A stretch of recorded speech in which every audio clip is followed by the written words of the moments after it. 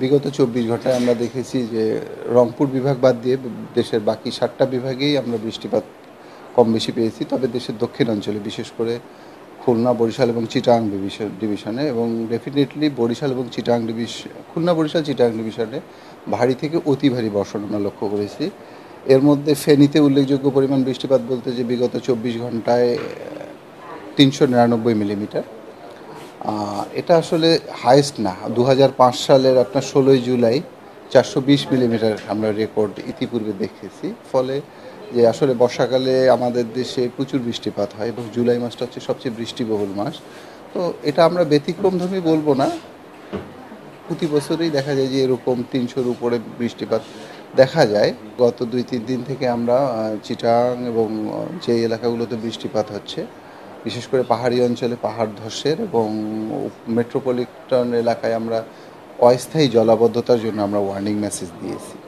আজকের পর থেকে হয়তো বা বিকালের পর থেকে বৃষ্টিপাতের প্রবণতাটা অনেকটাই কমে আসবে এবং সারা দেশেই বৃষ্টিপাতের প্রবণতাটা কমে আসবে এবং এখন যে রংপুর বিভাগ বাদ দিয়ে বলতেছি হয়তোবা সামনে দেখা যাবে যে রংপুর বিভাগেও কিছু বৃষ্টিপাতের সম্ভাবনা আছে। যেহেতু এটা বর্ষাকাল, আপনার একেবারে যে বৃষ্টিপাত সিজ হবে, একেবারে বৃষ্টিপাত হবে না, এটা বলা মানে একটা অমূলক কথা। বৃষ্টিপাতের প্রবণতাটা কমে আসবে।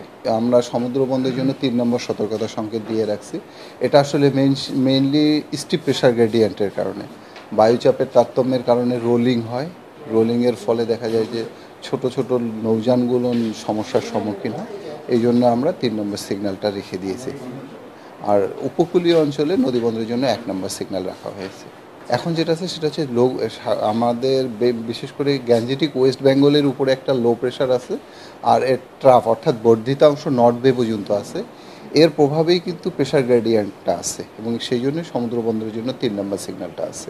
এর মধ্যে দুটো জিনিস আছে। এক নম্বর হচ্ছে যে ওয়েস্ট বেঙ্গলে একটা লঘুচাপ আছে, এর প্রভাবে প্রচুর মশার বাংলাদেশের ভিতরে আসতেছে। আর হচ্ছে যে অ্যাক্টিভ মনসুন যে বায়ু প্রবাহ যেটা আছে সেটা সক্রিয়। এটা দুটোর যোগফলেই আমরা উপকূলীয় অঞ্চলে ব্যাপক বৃষ্টিপাত দেখতে পাচ্ছি। আমরা যেটা বললাম, একটু আগে বললাম যে আজকের পর থেকে বৃষ্টিপাতের প্রবণতাটা অনেকটাই কমে আসবে। তবে যেহেতু জুলাই মাসটা হচ্ছে মাসের মধ্যে সবচেয়ে বৃষ্টিবহুল মাস, কম বেশি বৃষ্টিপাত থাকবে। তবে দেখা যাবে যে আগামী ২-৩ দিন হয়তো একটু কমবে, তারপরে আবার ১৩ তারিখের পর থেকে আবার বৃষ্টিপাতের প্রবণতা আবার বাড়ার সম্ভাবনা আছে। মনসুন পিরিয়ডে সাধারণত সাইক্লোন বা এরকম কোনো কিছু হয় না। মনসুনে যেটা হয় সেটা হচ্ছে যে ভারী থেকে অতি ভারী বৃষ্টিপাত হয়।